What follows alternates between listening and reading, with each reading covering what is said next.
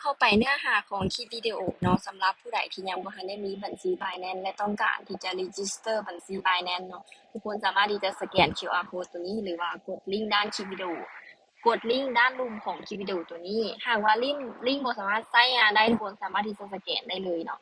คือลิงก์ตัวนี้เนาะสำหรับผู้ที่ต้องการสมัครใหม่หรือสำหรับใครที่กำลังหาลิงก์ที่มีส่วนลดค่าธรรมเนียมทุกๆประเทศของทุกท่านเนาะสามารถที่จะเอาไปใช้ได้เลย หรือว่าจะใช้ลิงก์ของหมู่เนาะมีคนรู้จักก็ใช้ลิงก์ของรู้จักแต่ถ้าว่าบ่มีไผที่มีลิงก์ในส่วนลด20%ก็สามารถเอาลิงก์ตัวนี้ไปใช้งานได้เลยเนาะเดี๋ยวเราไปหาเนื้อหาวิดีโอคลิปตัวนี้กันเลยเนื้อหาของ EP เนาะก็ยังเช่นเคยเนาะเพราะว่าช่วงนี้นี่โปรแกรมโปรเจกต์ Launchpad ก็คือมาเรื่อยๆเนาะปัจจุบันก็คือในเดือนนี้ยังบ่ทันหมดเดือนก็แม่น2โปรเจกต์ติดกันแล้วในเดือนนี้สำหรับเดือน4เนาะ มาที่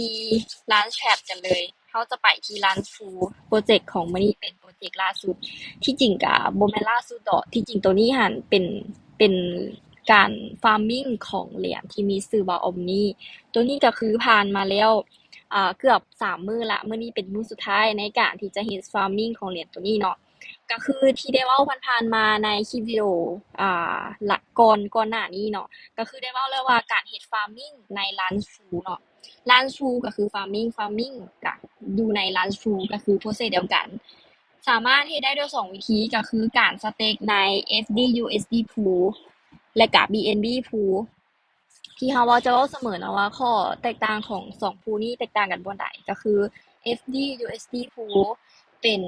การที่เราเอาเหรียญ FD/USD หรือว่าเทียบเท่ากับ USDT มาสเต็กเพื่อเฮ็ดการ farming ให้มันได้เหรียญ Omni ออกมาฉะนั้นเราจะสังเกตได้คือสามารถเรากดเข้าไปตัวนี้เนาะทุกคนจะเห็นเลยว่า Pool FD/USD Pool จะเต็มตลอดเพราะว่ามีคนที่สเต็กตลอดมันจะเสถียรกว่า BNB Pool เสถียรบ่ไหน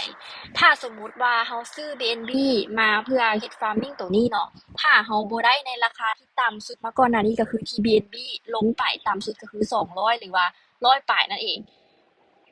จะไปซื้อ BNB ในราคาตอนนี้ที่ราคา500บาทมาเฮ็ดการสเต็กเพื่อให้ได้เหรียญตัวนี้นะ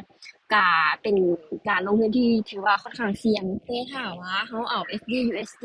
หรือว่าเทียบเท่ากับ USDT มาเฮ็ดการพูลหรือว่ามาเฮ็ดการสเต็กในพูลตัวนี้เพื่อเฮ็ดการ farming ออกมาตัวนี้จะถือว่ามีความเสี่ยงที่ต่ำกว่านั่นเองเนาะ แล้วก็สำหรับไผที่จะเฮ็ดการสเต็กเนาะก็ยังแนะนำคือเก่าเนาะก็คือ FD/USD Pool แต่ว่าตัวนี้นี่เต็มถ้าว่าต้องการจะเฮ็ดก็คือมื้อแรกที่พวกเราแจ้งออกไปหรือว่าทาง Binance แจ้งออกไปว่ามีการร้านฟูโพรเจกต์ร้านฟูจะเกิดขึ้นทุกคนต้องเตรียมเข้ามาสเต็กเพราะว่าตัวนี้จะเบิดไวแรงคือตามที่สังเกตมานี่ประมาณบ่ฮอดมื้อเนาะเปิดมาปุ๊บนี่ก็คือมีคนเข้ามา farming จนมันเต็มแล้วพูลมันเต็ม แต่ละภูจะมีลิมิตที่จำกัดเนาะนั่นเองมาเบิ่งเหรียญ Omni ตัวนี้แต่ว่ามื้อนี้เราจะบ่เฮ็ดการสเต็กเนาะ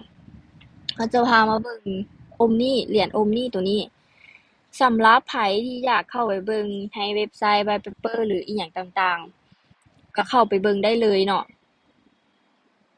จำนวนเหรียญทั้งหมดที่เฮ็ดการรันทรูนี่มีทั้งหมด3ล้านเหรียญโดยแบ่งไปให้ BNB Pool เนาะในการ BNB Pool 2,975,000,000เนาะ2,975,000เหรียญแล้วแบ่งไปให้ FD/USD Pool แม่น525,000เหรียญทุกคนจะเห็นความแตกต่างระหว่าง BNB Pool และก็ FD/USD Pool เนาะตามที่เราได้เว้าไป ทั้งความแตกต่างเรื่อง reward ที่จะได้กลับมาแล้วก็ความแตกต่างของมูลค่าของเหรียญที่เราจะเฮ็ดการความหมายคือมูลค่าของทุนแรกเริ่มที่เราจะมาเฮ็ดการ farming นั่นเองอะมันก็คือแตกต่างกันจุดนั้นมาแล้วส่วนไผที่จะเฮ็ดการ farming เนาะก็คือการ farming ของเหรียญ Omni นี่จะมีเวลาระยะเพียงแต่4มื้อในในเวลาที่เราอัปคลิปวิดีโอลงไปก็น่าจะเหลืออีกประมาณ10ชั่วโมง หรือว่าสิปลายชั่วโมงถ้าว่าไผอยากสเต็กให้ทุกคนคำนึงถึงความเสี่ยงเนาะในการที่จะได้เหรียญกลับมาและก็มูลค่าของต้นทุนที่ทุกคนลงลงไปในการ farming นั่นเองซึ่งคลิปวิดีโอนี้เราบ่ได้เฮ็ดการ farming ให้เบิ่งแต่ว่าคลิปวิดีโอก่อนหน้านี้เรามี process ในการเฮ็ด farming ในร้านฟูให้ทุกคนเบิ่งทุกคนสามารถย้อนกลับไปเบิ่งได้เดี๋ยวพาทุกคนมาแวะเบิ่งแหน่ว่า ร้านฟูรอบแล้วที่เราได้เหรียญไปเขาก็ยังพอได้ขายเนาะเหรียญสากาก็คือขึ้นมาอยู่ประมาณได้อยู่ประมาณ$7ต่อ1โทเค็นเนาะแต่เราก็ยังบ่ขายเทื่อเพราะว่ามูลค่ามัน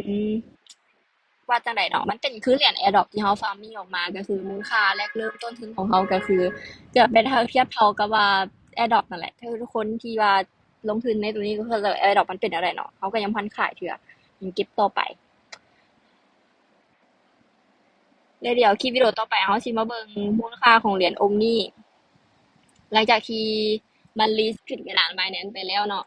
แล้วไว้เจอกันใหม่ในคลิปวิดีโอหน้าขอบใจทุกคนที่ให้การซัพพอร์ตและก็ยังติดตามเบิ่งคลิปวิดีโอในช่องของเราต่อไป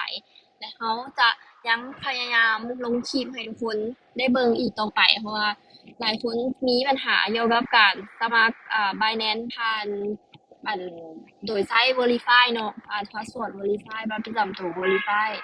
เราสัญญาแล้วว่าเดี๋ยวจะเฮ็ดคลิปวิดีโอลงให้คันมีเวลาว่างเราจะเขียนคลิปวิดีโอลงให้ส่วนตัวคลิปวิดีโอที่เราเฮ็ด Verify ผ่านใบขับขี่เราได้ลงไปเป็นข้อที่3แล้วก็ยังถูกแบนจาก YouTube อยู่เดี๋ยวเราจะพยายามเฮ็ดคลิปวิดีโอแล้วก็อัปลงใหม่ให้ทุกคนได้เบิ่ง